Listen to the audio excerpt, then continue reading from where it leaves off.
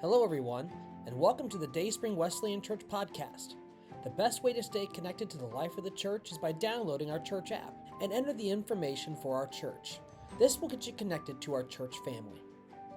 We trust the following presentation will provide you with the hope and direction you need to continue on with your life's journey. Enjoy listening.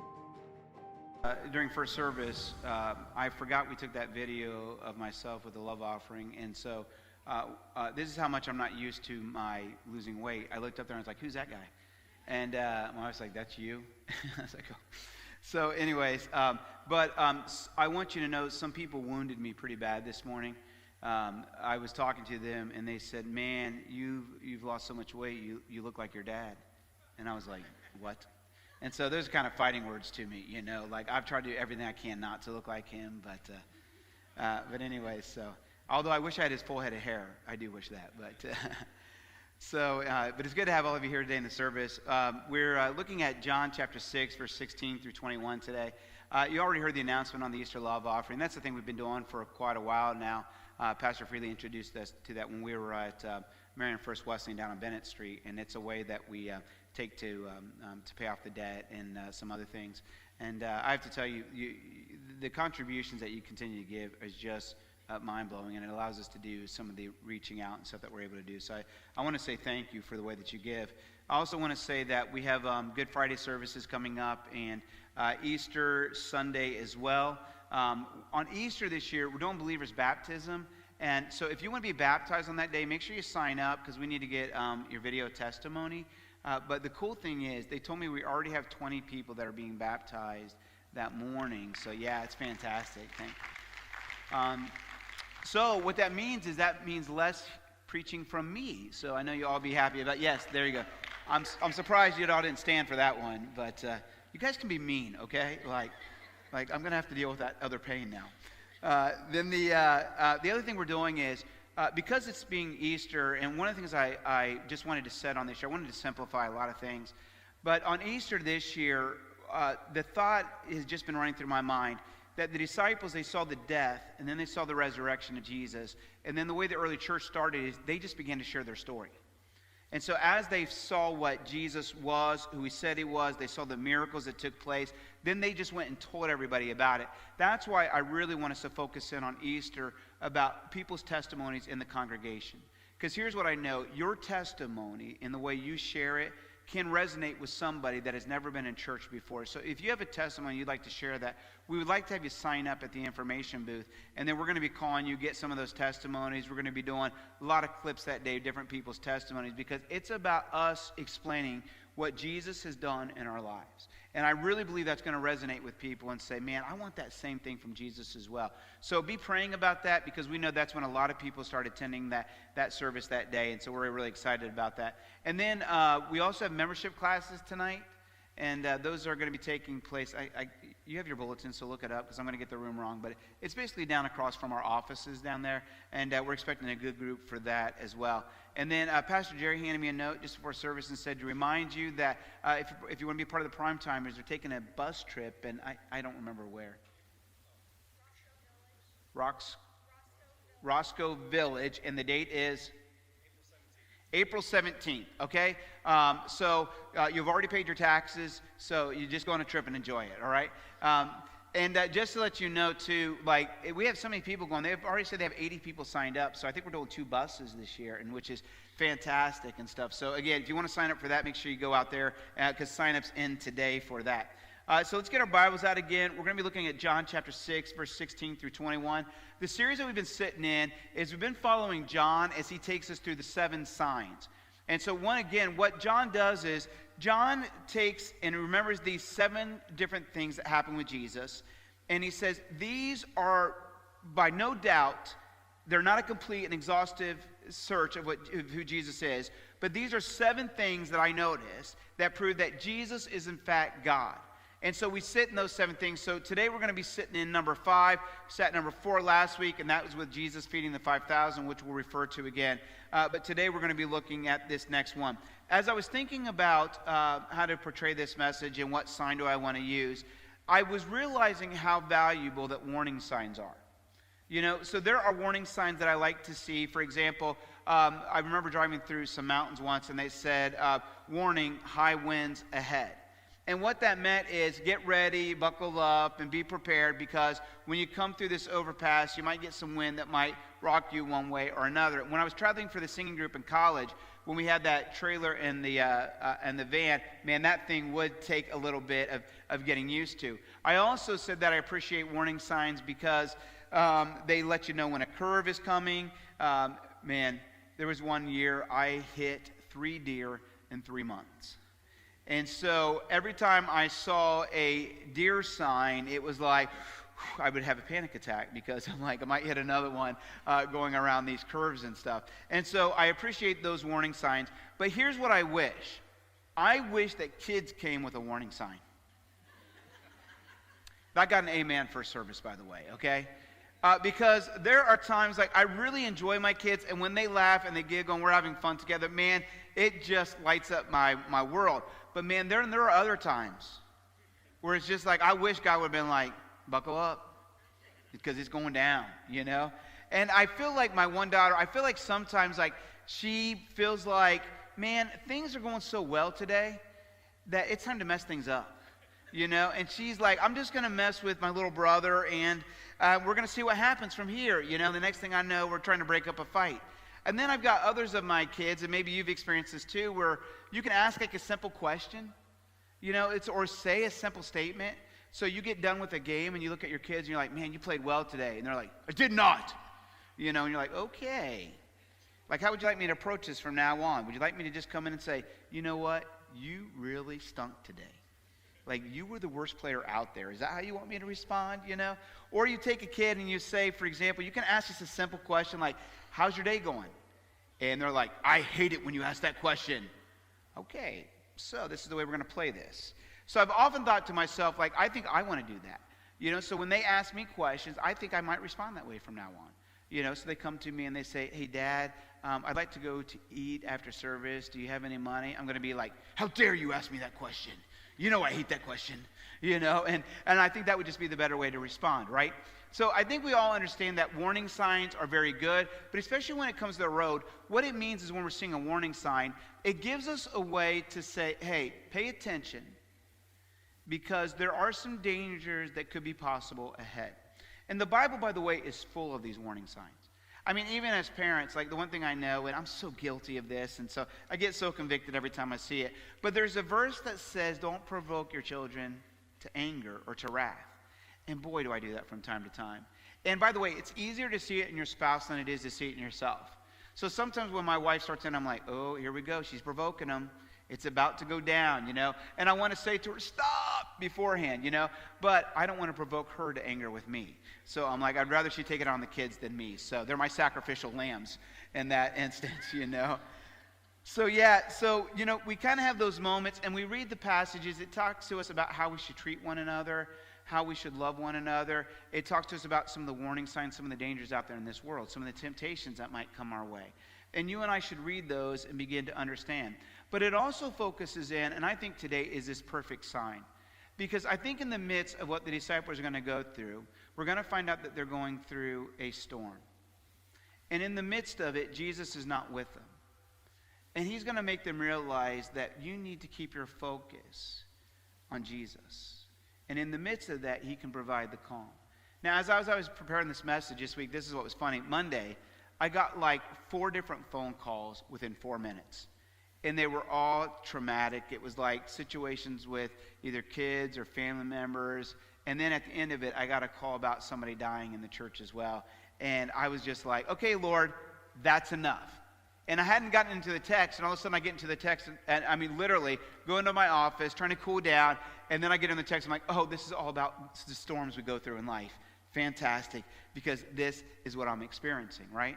And so I hope today that you and I can sit with the disciples and recognize that there are storms that come up in our life, and here's the better way to respond. So let's read together chapter 6, verse 16 through 21. It says, when evening came, his disciples went down to the lake, where they got into a boat and set off across the lake for Capernaum. By now it was dark, and Jesus had not yet joined them. A strong wind was blowing, and the waters grew rough.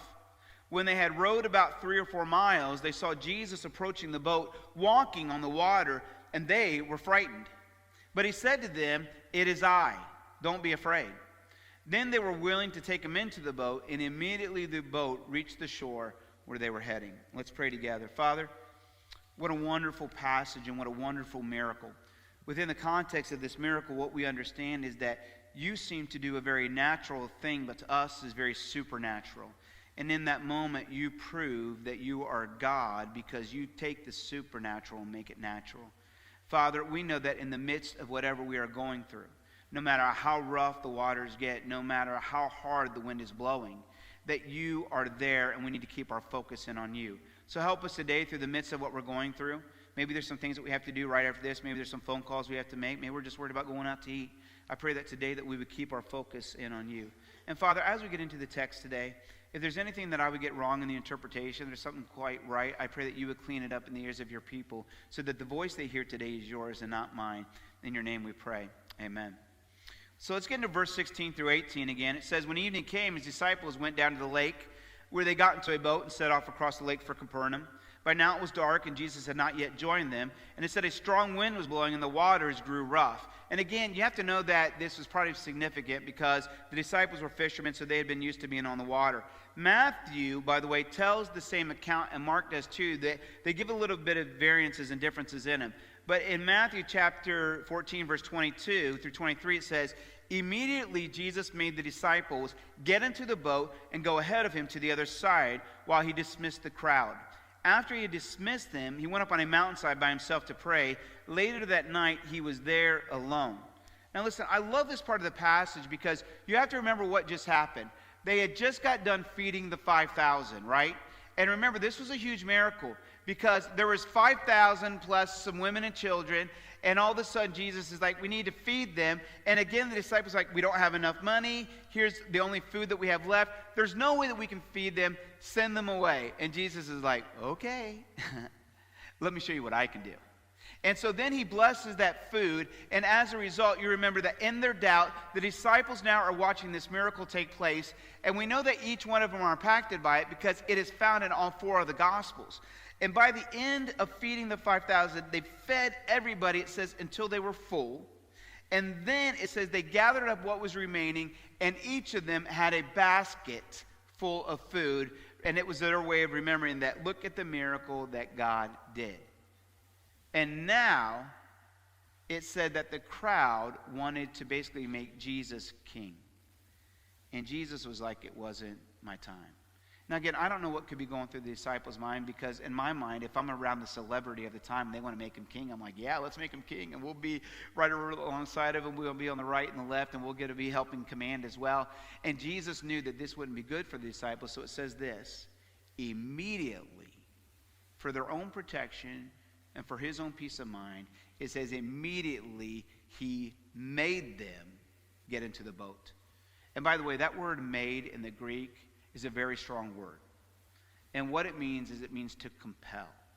So in other words, where the disciples might have been like, well, Jesus, we want to stay and hang out with you. Like, we just did this miracle, and you're the best person to be around. Why would we ever want to leave you? And it says that Jesus said, no, guys, I need you to stop. I need you to get into the boat. I need you to go across. And as Mark describes it, he's going to go across to Bethsaida. And he said, then I'll meet up with you. But he says, I need you to get in the boat and get out of here.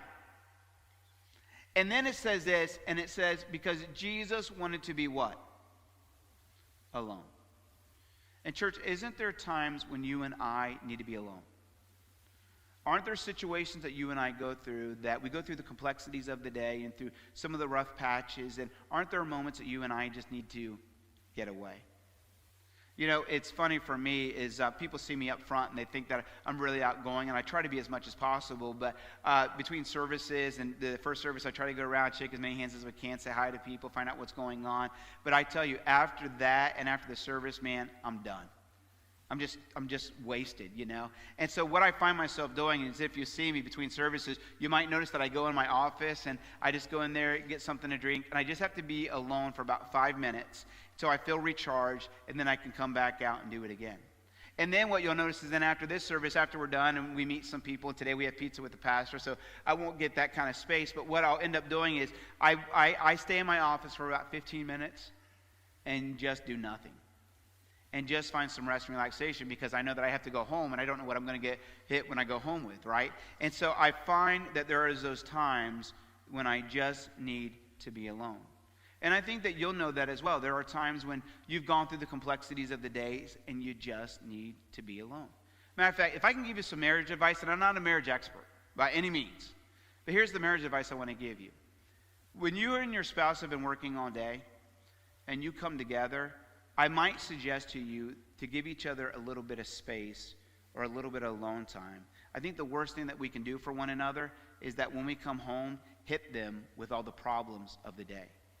Because I think that some of us have already experienced problems, so when we come home and we get hit with more stuff, it can be overwhelming at times. I'm not saying that we shouldn't address them. I'm just saying that maybe we should just love, support one another in those times. You know, I've had to have my wife speak into those times for me. I've had to have her come in and just say, hey, why don't you just take a break, take a little bit of time to rest, and deal with it. And I appreciate those times. Now, some of you, again, you know that you need that alone time. I mean, I remember when I was growing up and when my mom needed her alone time, she just locked the door and left us out in the cold, you know, not really. She would just tell us to go play outside and lock the door, and we weren't allowed to come back in for a while. Why? She had 5 kids, and we were terrors, you know, so she needed her space. And so I love this approach about Jesus because Jesus says, look, in the midst of everything that I've gone through, in the midst of being around the crowd, like I need some time to get back to the Father because in my humanity, I'm wore out. And so he needed that space. And so I want to say to us that it's okay for you and I to take that moment. By the way, that's why the Lord created the Sabbath day, right? And yet some of us have made that more busy than any other day. And yet we're supposed to find a time to refresh and renew and get in focus with God once again. Matthew says then to them, get into the boat. He makes the disciples then get into the boat. And as Mark says, he says that I'm going to meet with you on the other side of Bethsaida. And here it says that they thought that he was going to be approaching sometime. It says then Jesus was not with them, but the waters got rough. And it got to a point where the fishermen were afraid. And matter of fact, they were getting very tired out because it says that they were rowing against the waves and the wind. And again, these guys were used to it. But man, they were growing tired. And here's what I want you to know from this first passage. That sometimes the water is rough and the winds are strong. And I think that's a good point for you and I to hear. Because I think that there are some times in life when just out of nowhere a storm can come up. And you know that's true because there are some times when you and I, just like the disciples got into the boat. Because by the way, I don't think they're getting into the boat if they think a storm's coming. And they know enough about being on the water to know if the storm's coming. But they're now in the boat, and the storm's coming, and they feel it. They're trying to row back against it, trying to get to safety. And the storm comes up, and man, they are just wore out. And again, I think a lot of us know what that's like. And if you haven't experienced that right now, you will experience it, or you've experienced it in the past. But there are some times when everything seems to be going through life pretty smooth. But then the boss calls you in and says, I got to let you go. Or we got to have some layoffs. And you're one of them that's being laid off. And all of a sudden you're thinking to yourself, what am I going to do? How am I going to provide for my family? There's others of you that are probably living like paycheck to paycheck. And for whatever reason, the storm that comes up is something breaks down in your house. You got a washer or a dryer that goes out. You got a furnace that goes out. You're driving your car and a tire blows, and all of a sudden you're thinking to yourself, what am I supposed to do? I don't have the money to meet this. And then all of a sudden the storm comes up in your life. You'll get a phone call from one of your kids who have made a poor decision that you know is going to affect the rest of their life. And you thought you had trained them the best way possible, but for whatever reason, man, that's just sitting with you in a deep and struggle in a hard way. And it's like, man, I didn't prepare for this storm that's coming, but the storm's coming anyways. For some of you, you've gotten that phone call where somebody in your family, maybe really close, maybe extended or whatever, but all of a sudden, for whatever reason, they got hit and the accident is serious and they might die. And you're thinking to yourself, like, how do I deal with this in this moment? And then I know that some of you have been through church hurt. Where you've stepped into a church, you haven't been loved the right way, and man, it is just overwhelming at times. You might go for a regular doctor's visit, and you get that call that says, hey, you got cancer. And you're thinking, Lord, what am I going to do with this in this moment in time? I've already seen online today that some of your houses have been flooded. And you're thinking, I got to go deal with this right after the service. Again, I don't think the disciples would have ever gotten into the boat if they knew what was up ahead. And I don't know about you, but I think sometimes in life, if some of us knew some of the outcomes, I'm not sure that we would get involved in certain things. Matter of fact, I've heard couples say to one another, if I would have known the way that my spouse was, I don't think I ever would have got married. I've heard even parents say, if I would have known what raising kids was like, I would have never had kids. I know for some people that say, man, if I would have known what this work was going to be like, I don't think I ever would have got this job.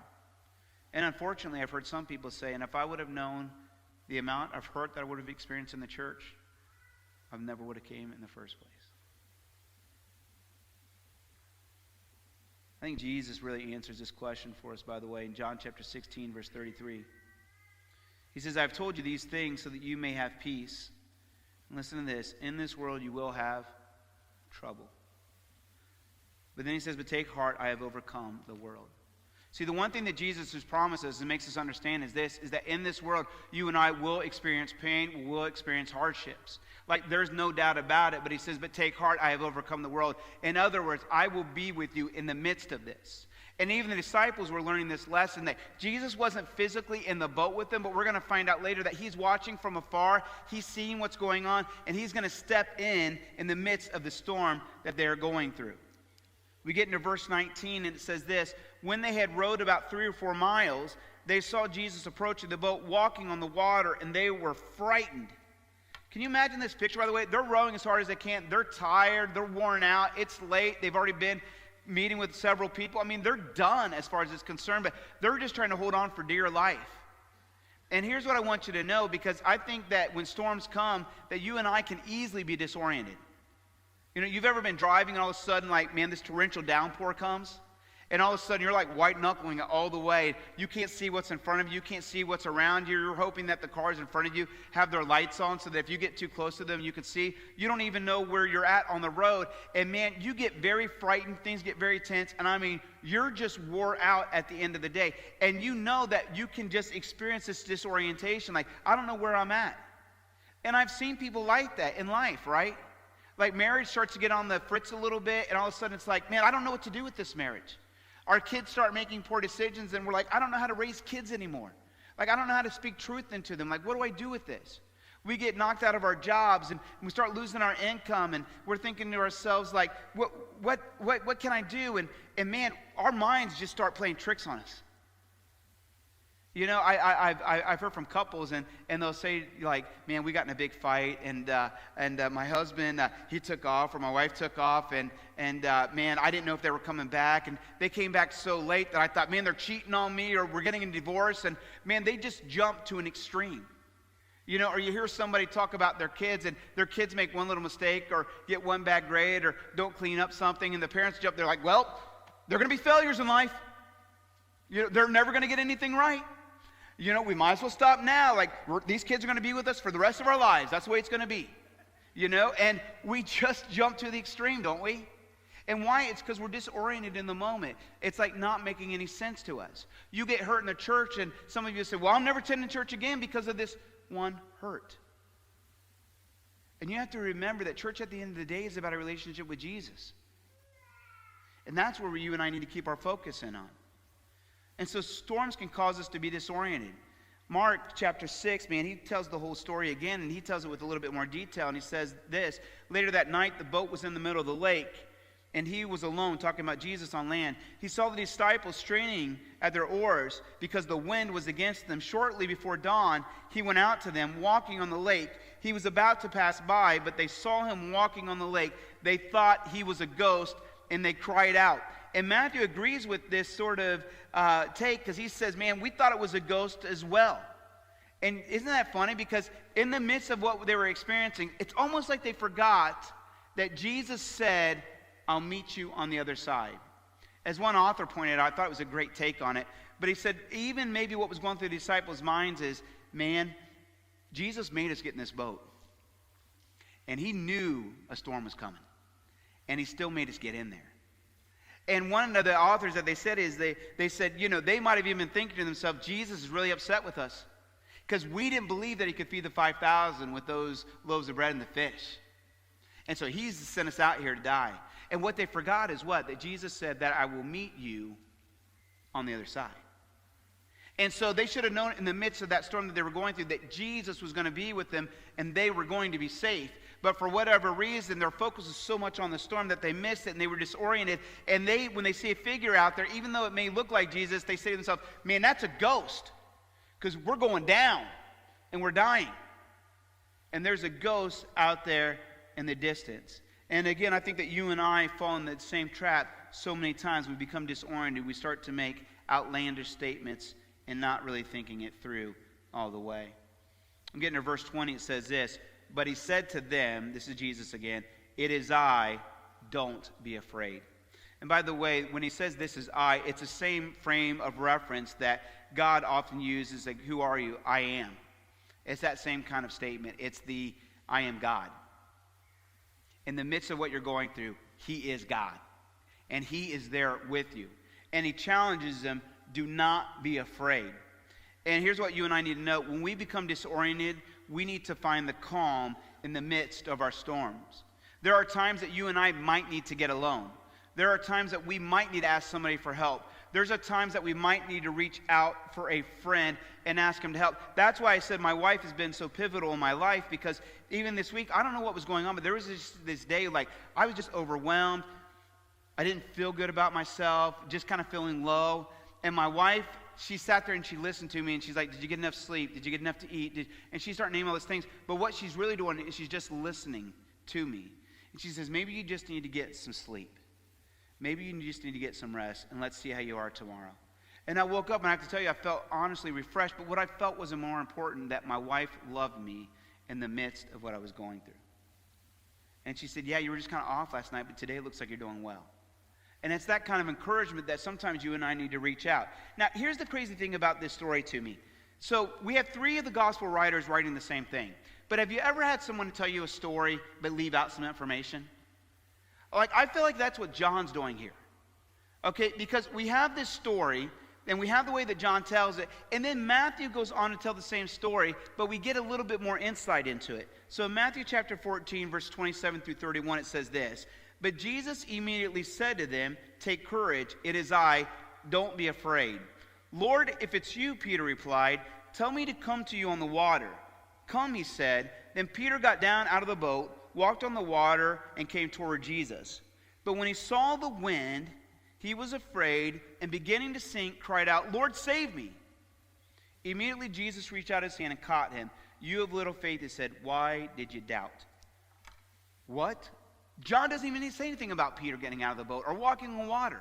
And now, listen, I have my own issues with John sometimes, okay? Because John, again, if you remember this from last year, what we talked about him saying, like, he says that he's the one that Jesus loved.